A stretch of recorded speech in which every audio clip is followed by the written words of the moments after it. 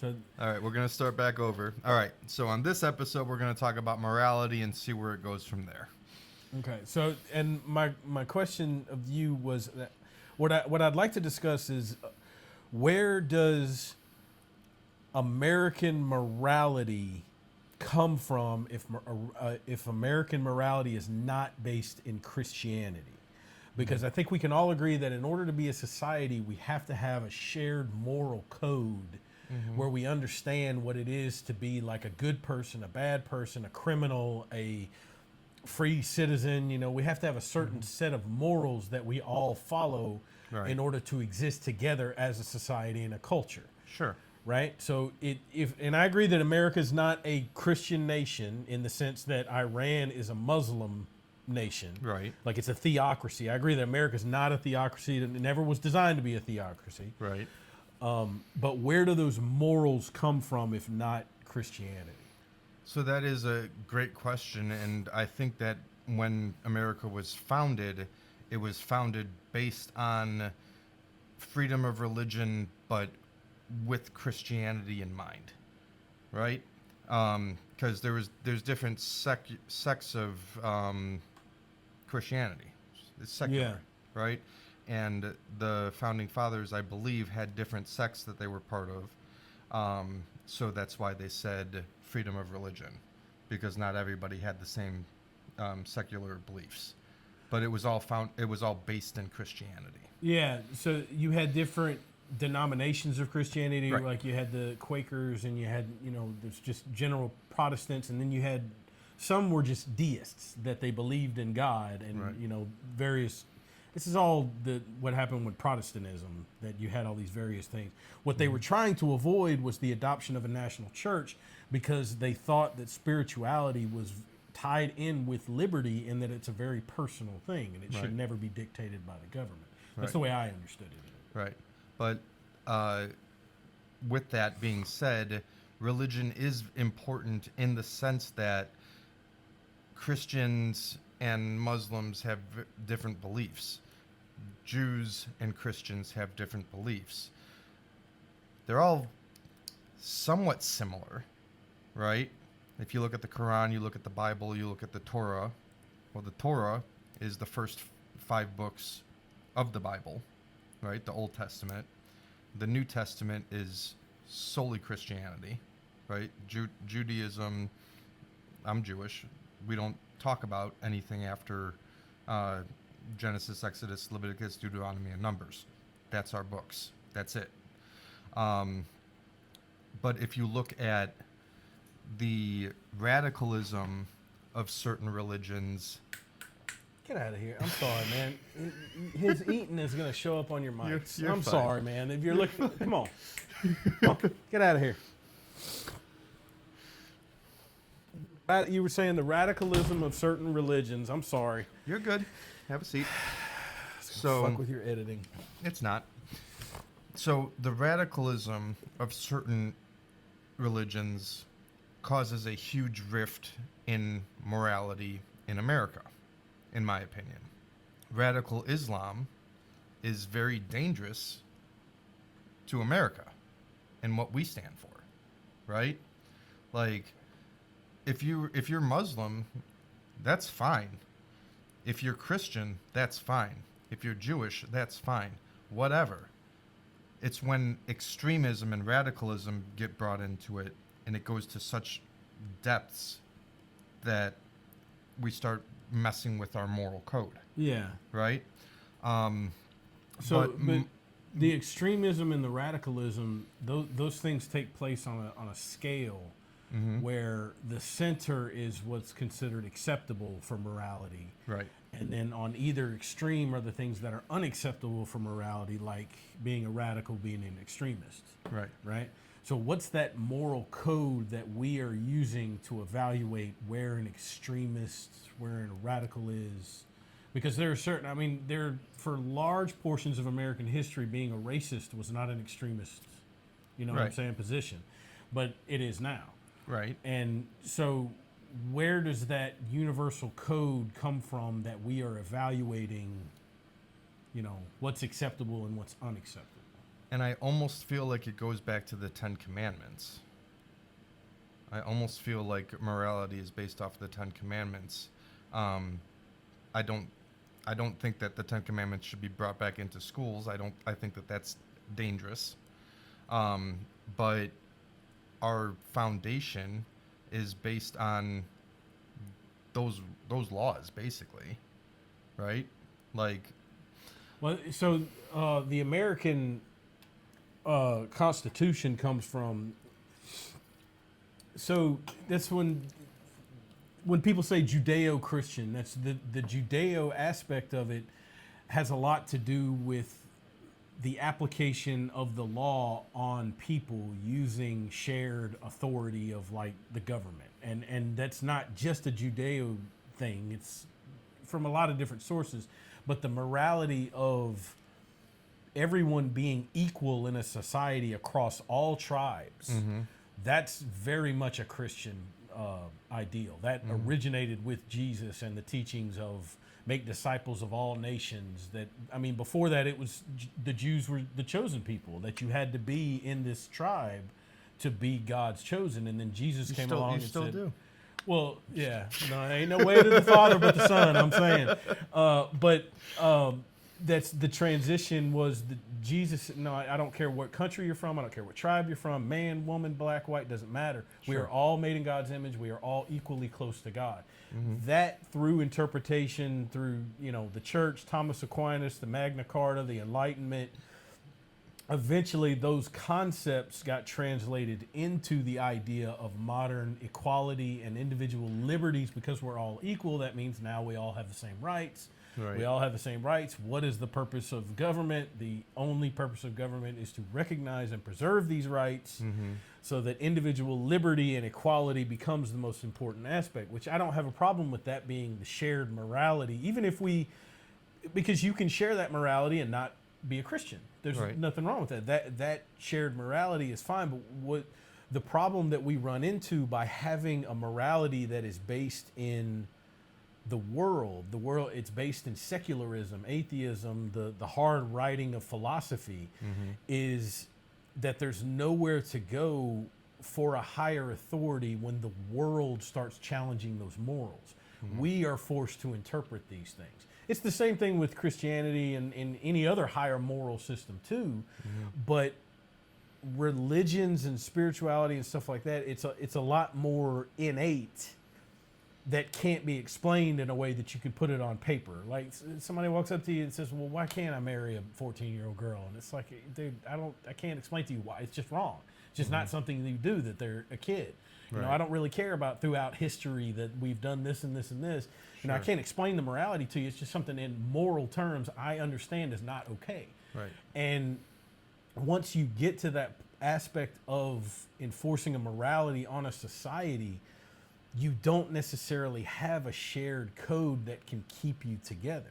So if the American sense of morality is bound together in the secular, you don't even want to call it atheistic, deistic philosophy of the Constitution, and the modern interpretation of those values is based in non-religious frameworks, to quote my friend, if that's how they're interpreting the morality, we don't share morality anymore. Right. It's how we can get away with discussing these things and just be like, how can you believe this? How can you support this? It's because it's so far outside of our concept of not just politics, but it crosses over into like, it's a moral question of how can you do this? Why would you support this? And is there such a thing as objective morality? Well, that's the question I was trying to because I wanted to know, where does it come from if it's not Christianity?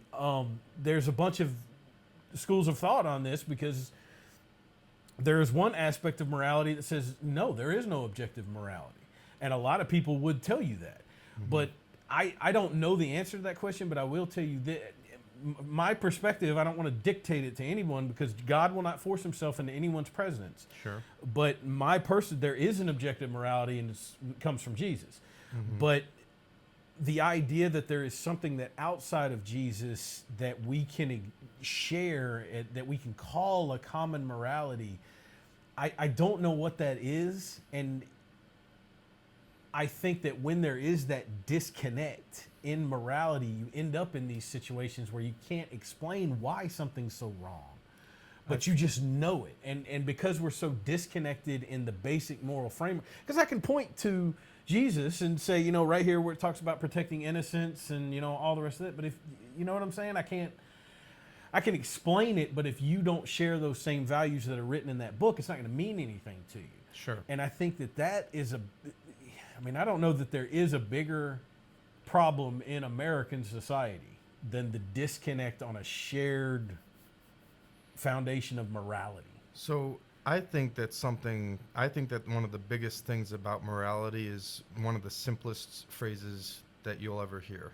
Do unto others as you'd have done to you. Yeah. Right?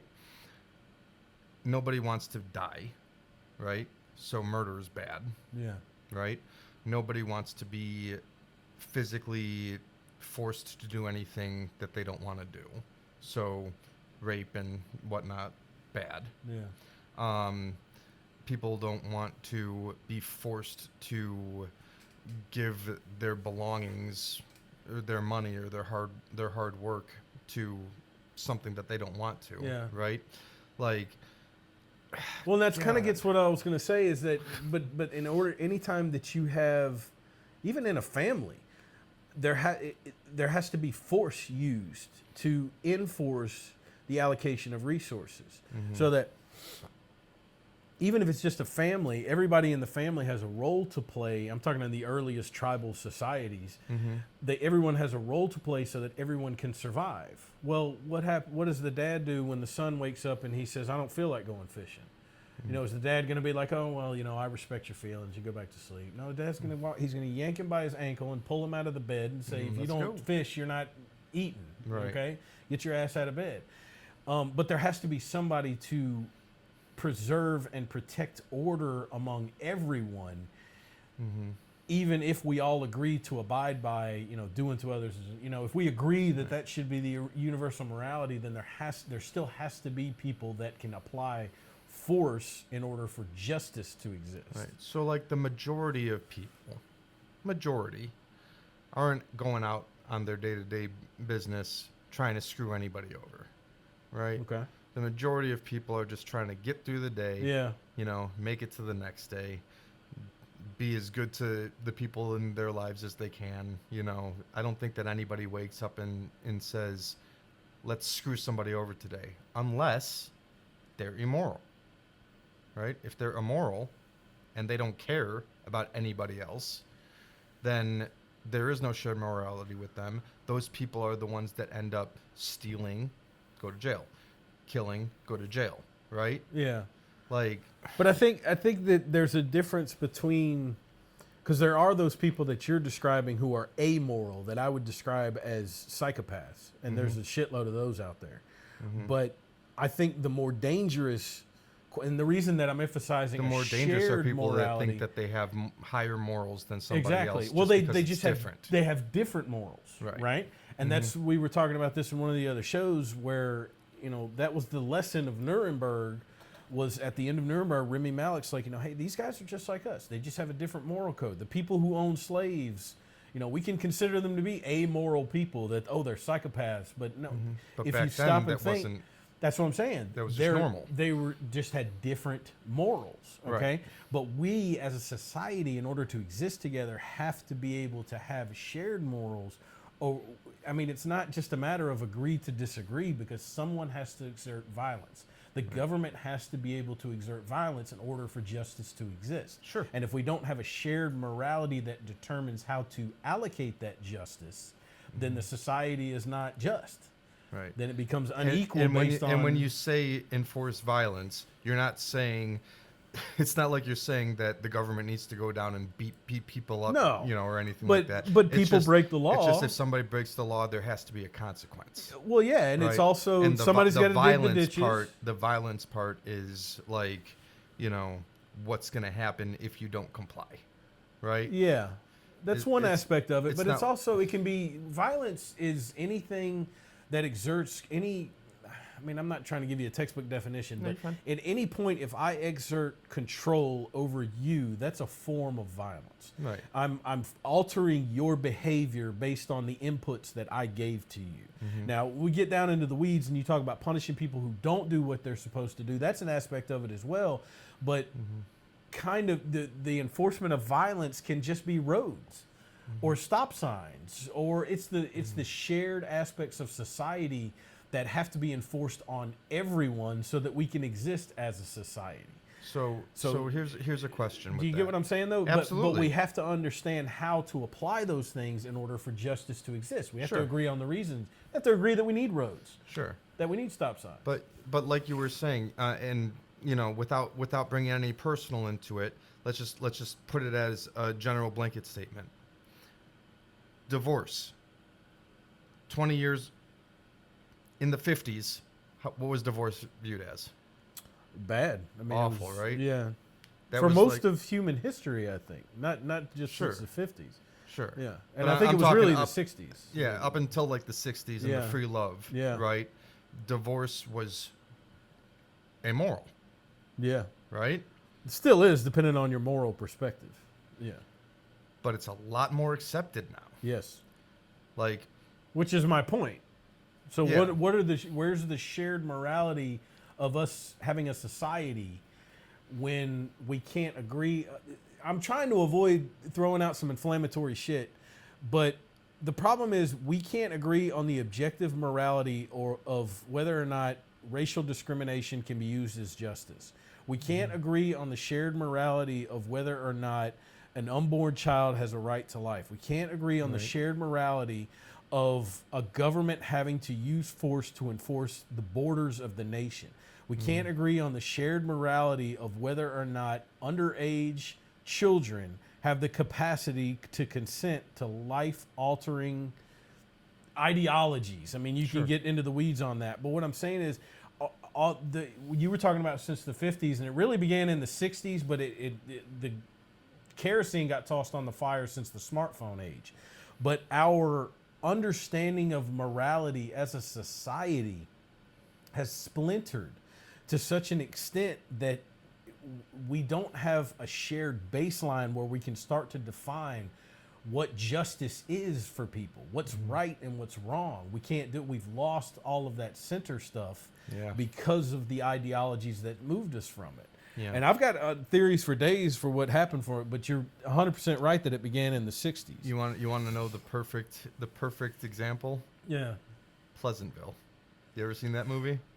I want to say that I saw half of it. I don't remember. That had Tobey Maguire in it. I think it was either Toby or Jake Okay. Gyllenhaal. I don't remember. I think it might have been Toby. One of those and white Reese, and dudes. Reese Witherspoon. Okay. And they got sucked into a 50s sitcom, and it was black and white. Everything was black and white. And they got the Right. cold fish out of water syndrome where they're like, They started making changes to Pleasantville. The two kids that got sucked in from the, I think it was the 90s or early 2000s when this movie came out.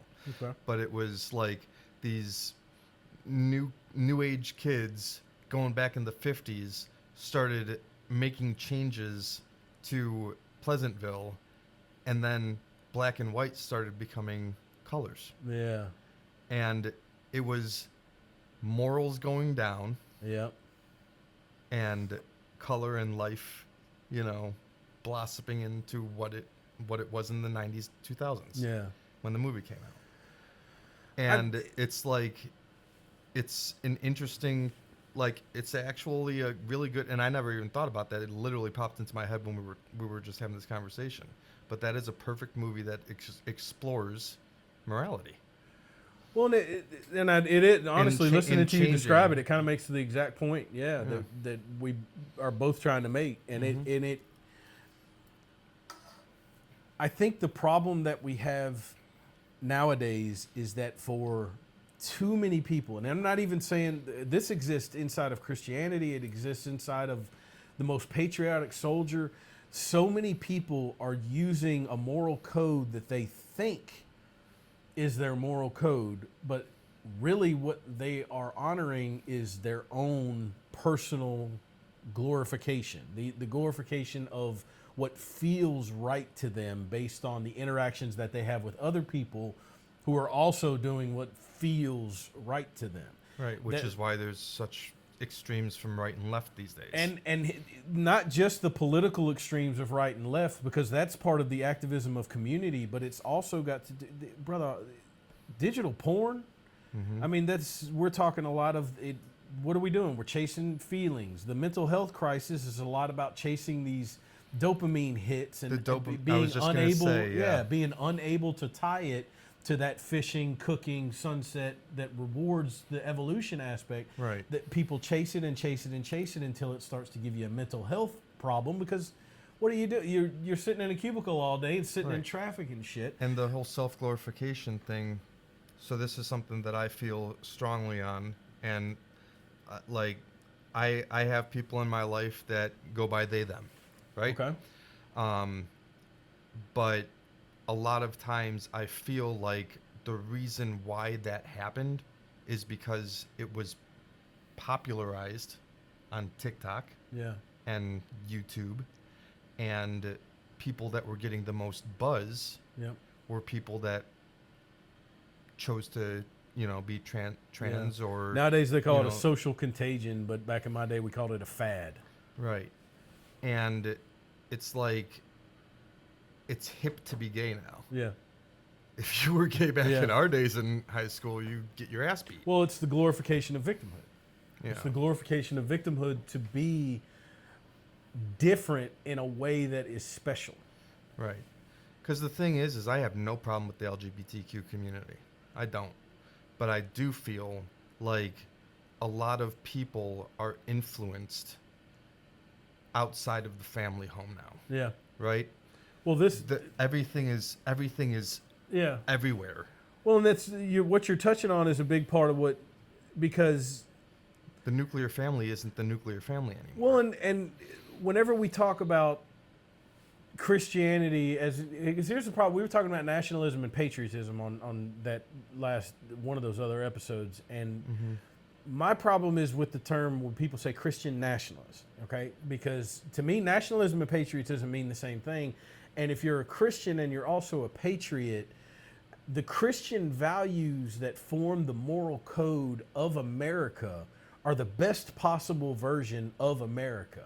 Now, I'm not saying enforced Christian values, okay? Sure. Not by law. I'm not saying that America should be officially a Christian nation. Right. What I'm saying is, can you tell if every single person in our government was truly a Christian? When I say truly a Christian, I mean Christ-like, literally modeling their personal and ethical behavior on the example of Jesus Christ. Can we all agree that that would be a pretty good country? And I'm not saying that I would say so. It might be impossible to even consider such a thing because people It's are tough. sinful. You know what I'm saying? Even But- in the days of Jesus. but that's what it Christian- wasn't like it Yeah. wasn't, you know? Well, no, we've had corruption even as when long he, as- even when he was right in front of our faces. Yeah. Right?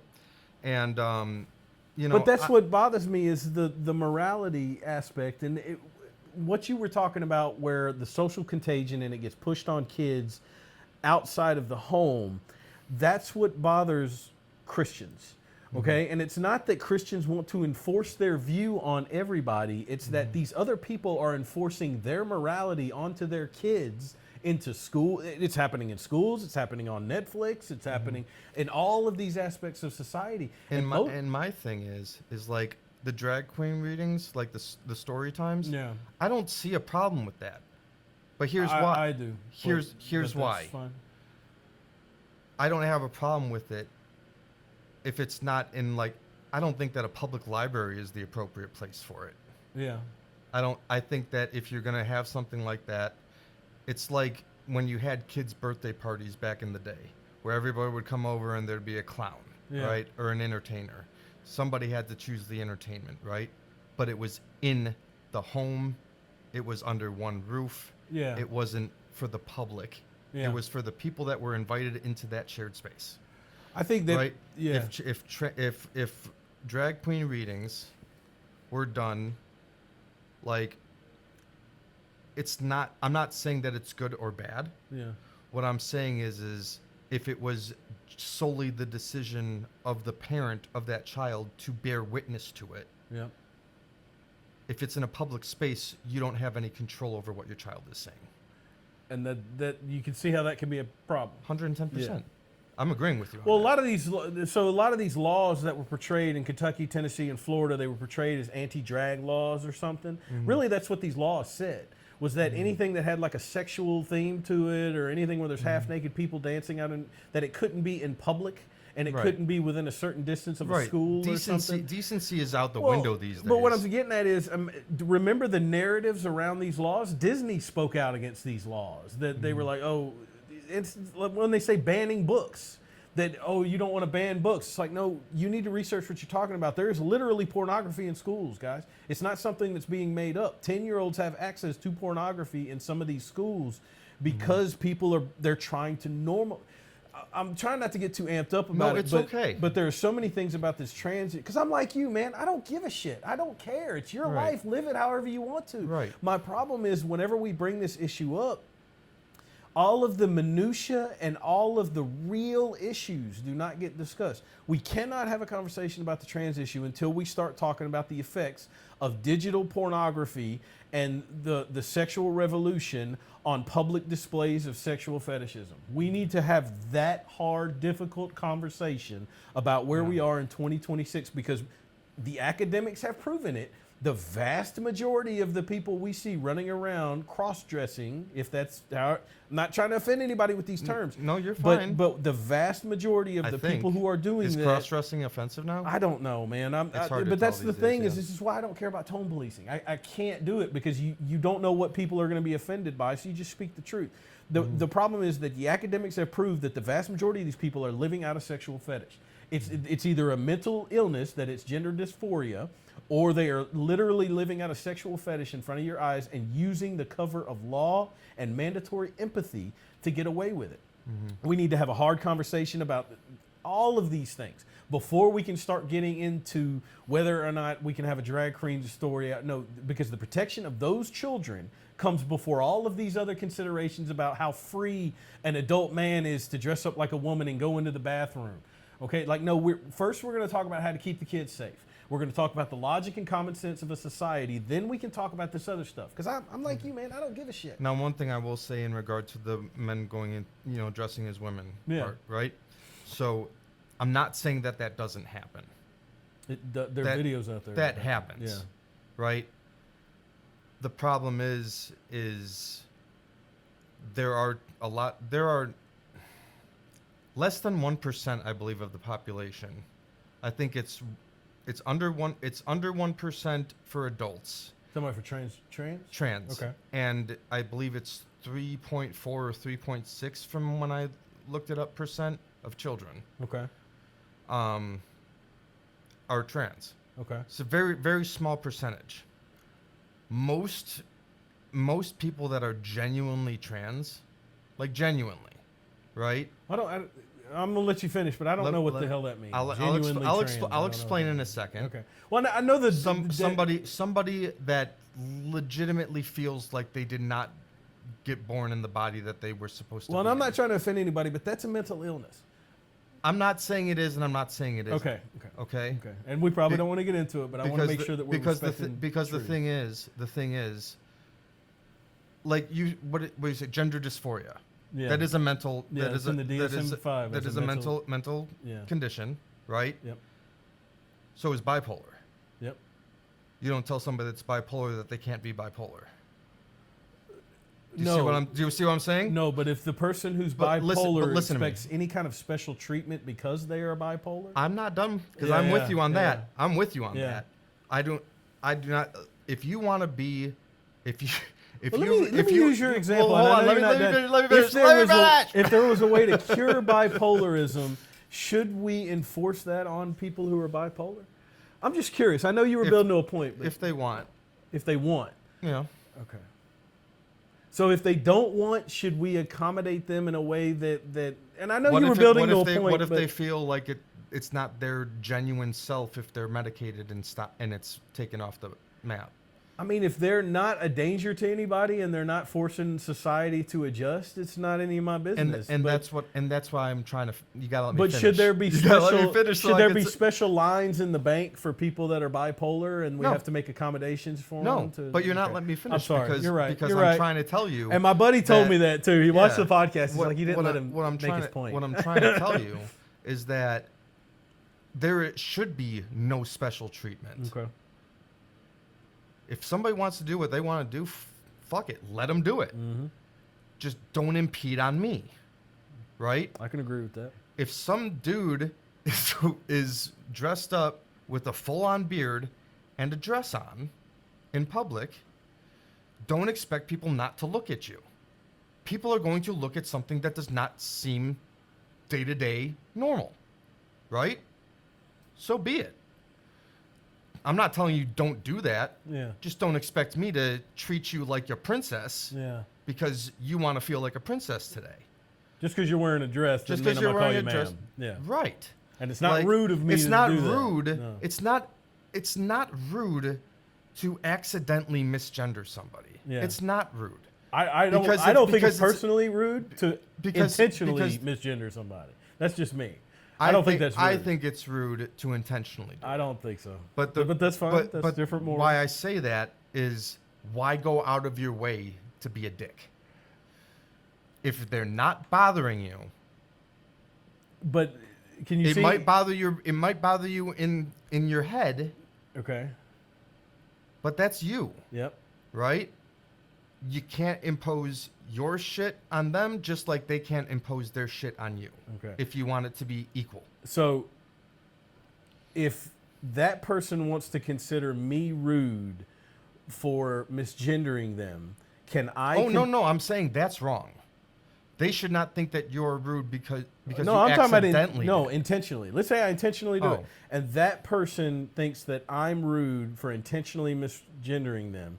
Am I allowed to think that that person is rude by mimicking a woman in a way that I consider to be offensive? What if I view transgenderism as blackface? What if I see that as you are making a cartoon of what a woman should be based on your flawed understanding of what femininity looks like? Now, I'm not So- even saying that I am offended by that. I'm not Understood. saying it because I'm with you on the whole, I don't really care. And Mm-hmm. as far as the pronouns and the gender thing goes, it's a nickname as far as I'm concerned. I'll call you whatever the Same. hell you want me to call you. I- But what my- I'm getting my- at is my kiddo changed her in changed her America- name, and I yeah, but figured in it out. America, this is what morality. This person is allowed to wield morality against me. And that's wrong. Well, but I mean, I don't want to pick on you, but you were kind of saying the I've same do- I've thing. done That it. if I I've done it. intentionally misgender this person, that Mm-hmm. I'm the one who's rude, and nobody considers that. But the I might thing is consider you are that rude. you are being rude, but so are they to well, you. Yeah. But rudeness is not against the law. But what I'm saying is, what if everyone? So, okay, you're right. Rudeness is not against the law. Let's talk about culturally. Mm-hmm. If I consider it rude for that man to wear a dress and Mm-hmm. come into the DMV, let's say I consider that to be rude, right? I consider Mm-hmm. it disrespectful to women. If I run a business, am I allowed to refuse service to that person based on them being rude? That I consider it to be rude. Like if somebody came into my business and I run a gas station, let's just say, and somebody walked in and they said, "Hey man, give me those motherfucking cigarettes behind the counter now, bitch." And it's my store, and I say, "You know what, bud? I'm not serving you at all. You're a rude asshole. Get the fuck Sure. out of my fucking store." Okay, I have the right to do that, right? The cops will come and say it's my store. I agree. Right? Can I do that to a man who's wearing a dress that I consider it to be rude that you are lampooning a woman with your... Do you see what I'm getting at? I'm not trying to put you on the spot, but... I do. Yeah. Here's my point in that, okay? That would be equivalent based on what we discussed earlier with Pleasantville, Mhm. right? What if in 20 years the craziness is over it, people stop giving a fuck, and then that would be like me saying a black person Yep. can come into my store now. That's the argument. Yep. So, Because and what you just framed, I don't know if you did it intentionally or not. That's why the Civil Rights Act. If you ever paid attention to Charlie Kirk or some of these other people that are considered extremists, listen, and I'm going to say this. I'm going to say this because this is important, I think, to understand. I did not agree with the things that Charlie Kirk said. Yeah. I listened to that man talk. Yeah. Constantly. Yeah. Before I do that with Bill before Maher. he passed. Yeah. I listened to him all the time, and I listened to Dean Withers, because Dean Withers and Charlie Kirk do the same thing on opposing sides. Because you're not a liberal. Yeah, and I'm good. I'm good. And on that's fine. And that's fine. But what I'm saying is Bill Maher is as far as I'm willing. I listen to both sides. Yeah. I know what the left thinks all the time because my feed is very left. Yeah. But I talk to Republicans constantly, more so about politics than I do my Democratic friends. And that gives you a perspective on shared morality. It also gives me a perspective on understanding that we're all human beings and we can have conversations and be decent to each other and be respectful. Yeah. And we're having a very heated conversation right now, right?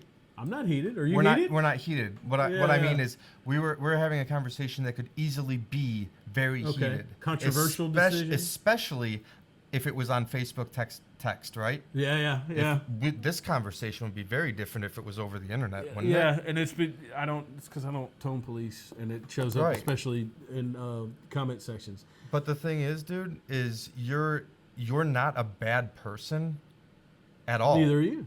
Neither am I. Yeah. We just don't agree on everything. Yeah. But we That's all right. But we can agree on respect. Yeah. We can agree on the fact that we're all human beings and we all deserve this life, right? Yeah. We can we're- agree that I'm right and that you're wrong. on some things. On some things, brother. I think we can agree on that. But But I want to talk about what you were talking about with the Civil Rights Act. That's where I got with Charlie Kirk. Was the Civil Rights Act, the reason that Charlie Kirk used to say that the Civil Rights Act needs to be repealed or whatever he was saying that gets tossed around as him being racist. No, the reason he said that is the Civil Rights Act has been used in the way that you just described, to where it says, okay, now I have to bake the cake of gay. If I own a bakery, I might be a Christian, and I disagree with gay marriage. it should be at a point though that we just bake the fucking cake and go on with your day. Or find another bakery and go on with your day. Or that. Why right? use the force of law? It shouldn't be front page news. It shouldn't happen at all, if you ask me. That's a big. But that's what I'm saying is that we are enforcing this morality. Since the 60s, it really has been. It's moved away from the ideals of small community and. But remember how I was saying that if we didn't have social media, if we didn't have the internet, it would, like, when I say less than 1% are of this population of America. Talking about trans? Yes. Yeah. Less than 1% of this country is a problem to you. No. They are not a problem. In that regard. No, they're not a problem at all. So trans people are not a problem. No. It's the people that push the. No, it's how we are treating trans people and the expectations that trans people have for themselves and for society. Trans people are not a problem. I don't think there's anybody out there who is a problem in and of themselves because of their character and identity, however they choose to identify any of that. I absolutely love what you just said. Thank you. Well, I don't think that, so they're not a problem. Mm-hmm. The problem is that the way we are treating these people, you say 1%, you say 3%, you think that they have an outsized portion of our belief system, like, oh, they're not bothering you and everything, just because they're objecting or interfering with Christian morality or with community, whatever it is. Mm-hmm. But that's not what's happening. It's not something that only happens on smartphones. Mm-hmm. It's not something that we only see in reels. Like, no, this is showing up in schools. It's showing up where your kid comes home and your kid is a little boy who's 10 years old who comes home and asks about estrogen pills or puberty blockers.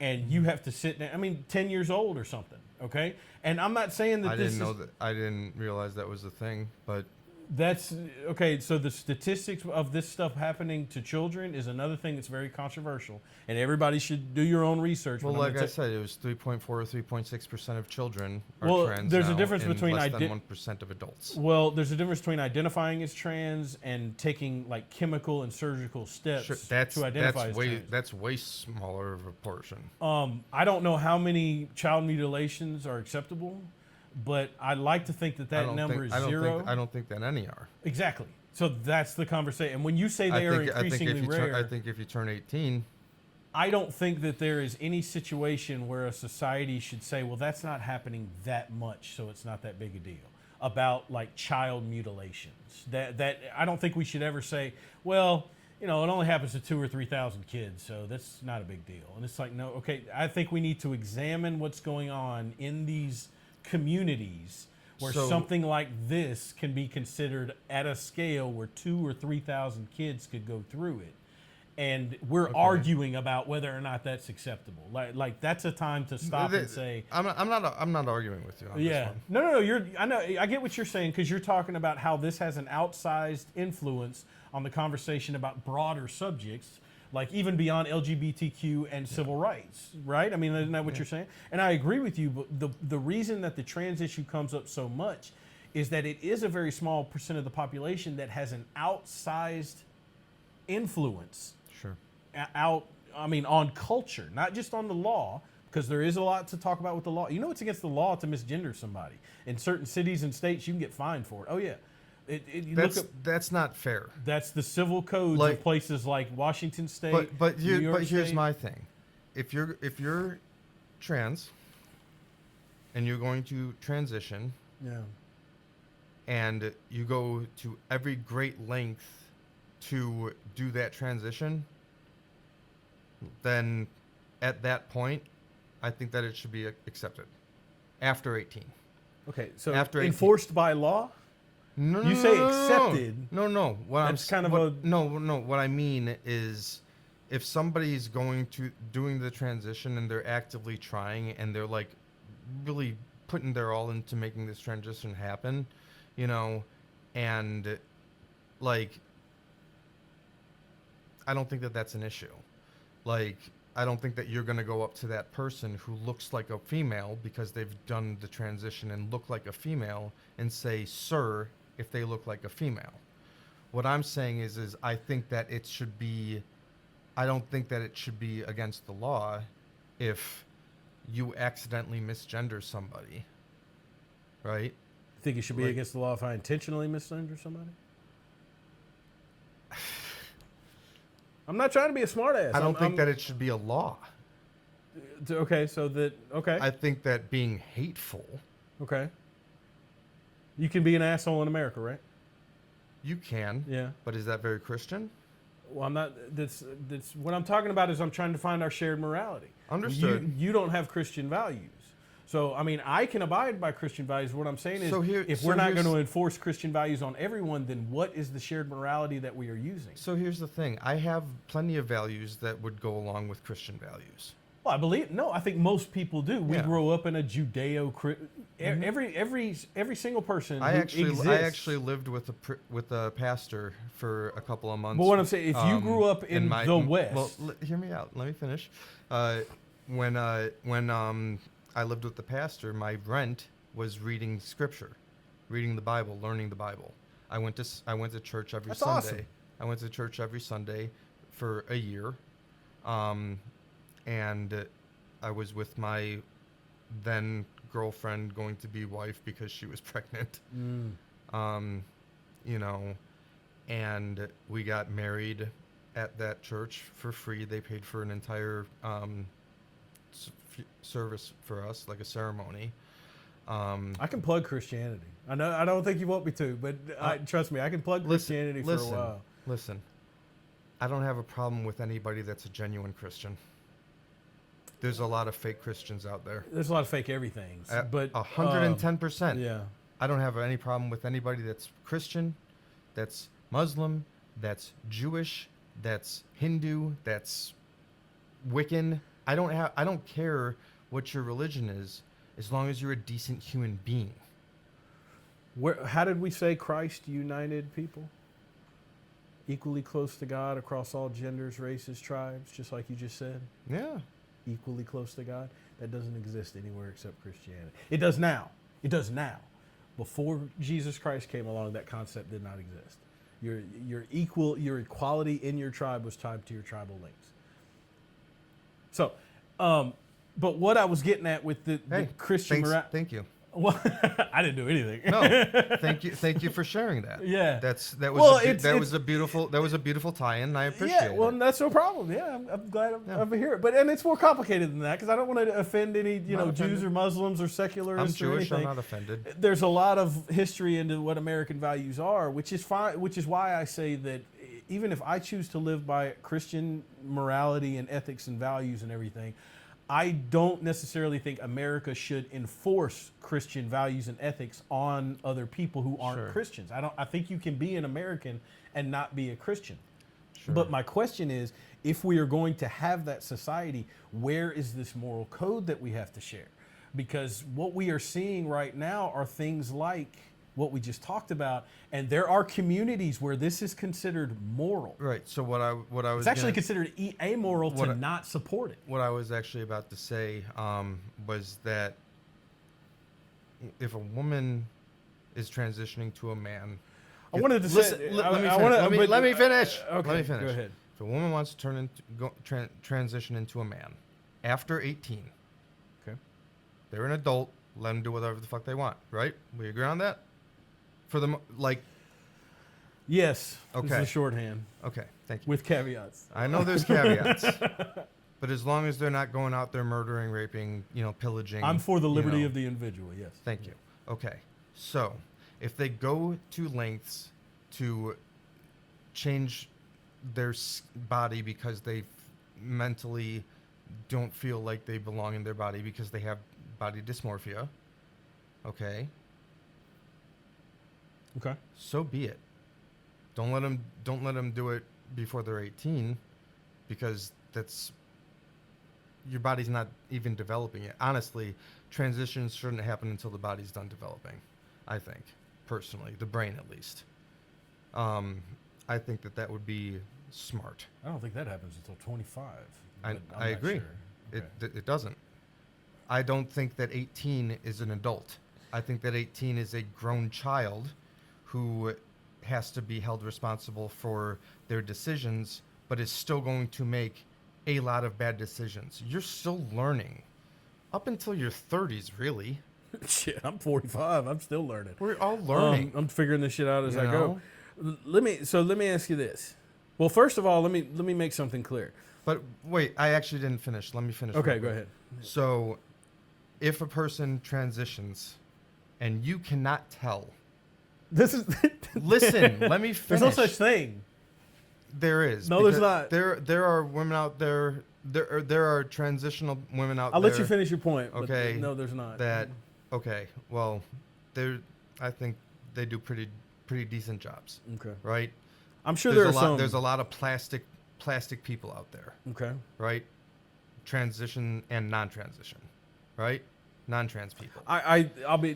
I'll be honest with you that I'm sure maybe there are some out there that could fool most people. But what I'm trying to get at is, but if somebody is a man with a full-grown beard, wearing a dress, if you don't know what to say, or you say sir because you have a beard, don't be mad. Yeah. I think they would prefer you ask in those situations. And I don't think that makes sense, because that also can be considered offensive as well. Yeah. You can be offended by anything today. So speaking of being offensive, because I'm about to say something that's going to be very, very offensive it might be offensive to you, but it's going to be offensive to a lot of people. Every single fucking cell in your body has your chromosomes in it. Every single fucking one. That is trillions upon trillions of cells has your chromosomes in them. Your chromosomes determine if you are a man or a woman. There is no world, no existence, no reality, no objective series of events that are going to transform a man into a woman or a woman into a man. It is not going to happen. What we do, it's the exact same thing as taking the body of a car off and then putting a parade float that looks like a boat on top of it, and then calling it a boat. What if they took their brain and transplanted it into a different body?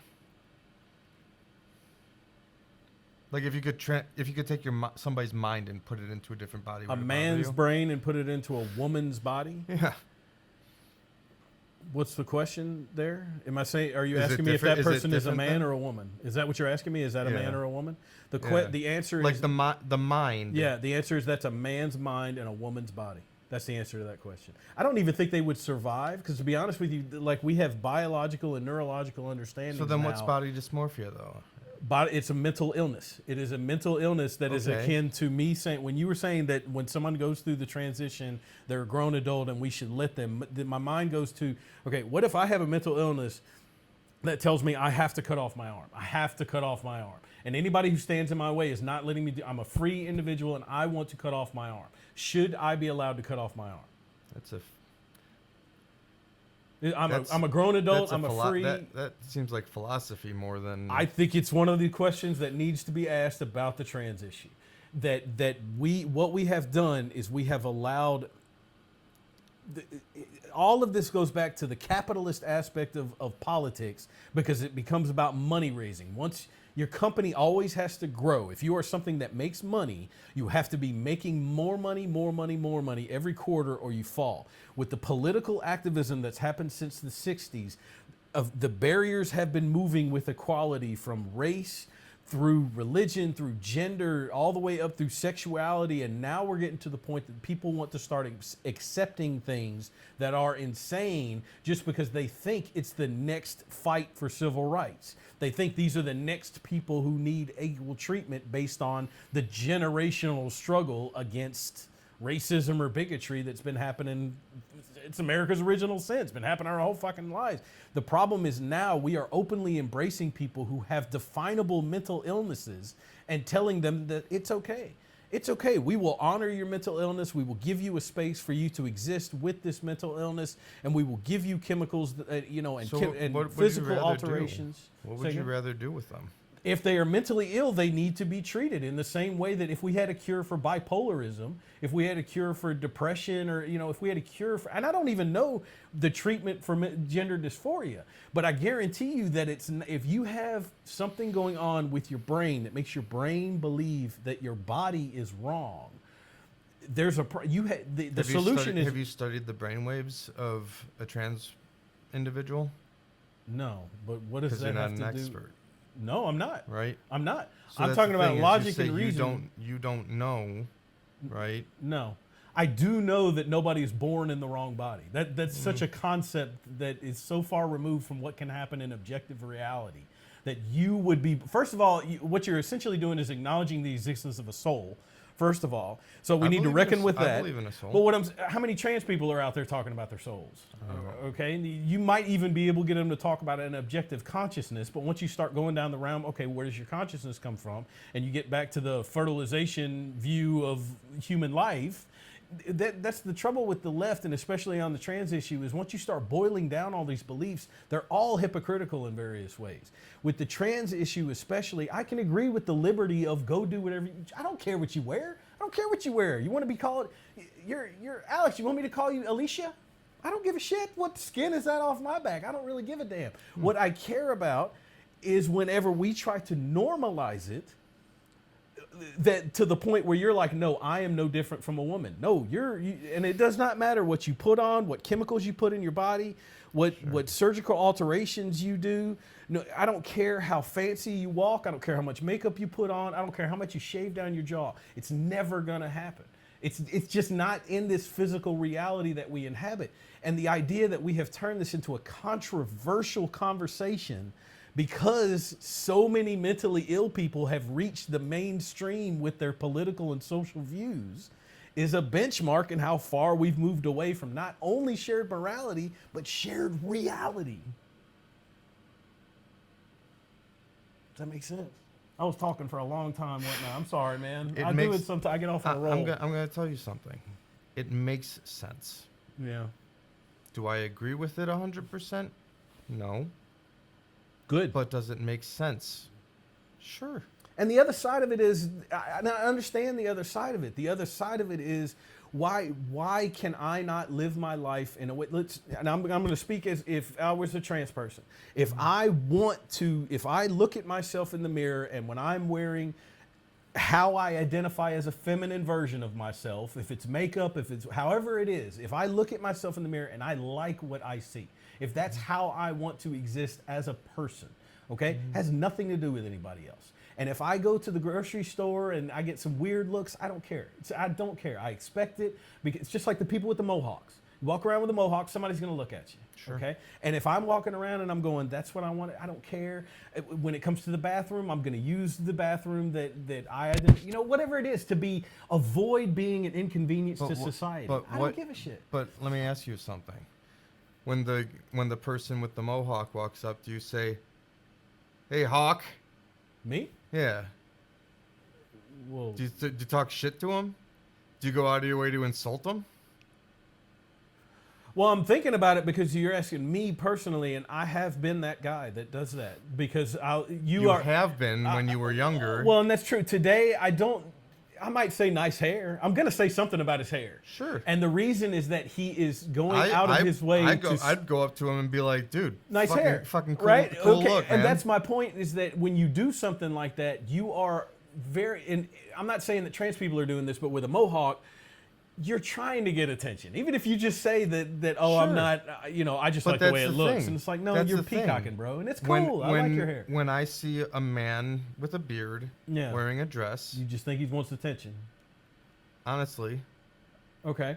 I think that if you went out of your way to put on makeup and shaved the beard and did things to make you look more like a woman, Okay. I'd say I wouldn't interact with them. Well, and here's what I think we can agree on, and here's what I think you're getting at. I have no problem with a courteous society. I have no problem with mutual respect for our disagreements. Right. I am a devout Christian with a wife that wears the bonnet or whatever. When we're in the grocery store and you're wearing whatever there's absolutely no reason that we can't treat each other with respect. Sure. Okay. I have no problem with that whatsoever. What I have a problem with, and especially, I don't want to limit it to the trans issue, because it's really progressive beliefs, progressive values that have been pushed onto society via culture, via morality, because that's where we're at now, is that if you're not showing enough empathy for these people that are victims, or they're suffering, or, oh my God, look at these horrible optics from the ICE raids in Minnesota. You know what I'm saying? Like, they weaponize morality to the point that it's been shoved on everybody. That if you disagree for your Christian values, your American values, whatever it is, now you are considered to be an extremist because you don't agree with things like the trans issue, with the abortion issue, with DEI, that you're considered a racist or a bigot. Yeah. And that's what I was trying to get at, is that moral code that exists to glorify that victimhood and the personal hedonism and all that shit. That's not compatible with American values, because American values are very much about live and let live, like you said. Do you think that social media has been the decay of society because of stuff like that? Social media poured fuel on what was already happening. Yeah. This goes back to, it really goes back to the formation of the country, but it really goes back to Andrew Jackson, and then it goes back to the Industrial Revolution. Beautiful. And we're going to talk about that next episode. Thanks, guys.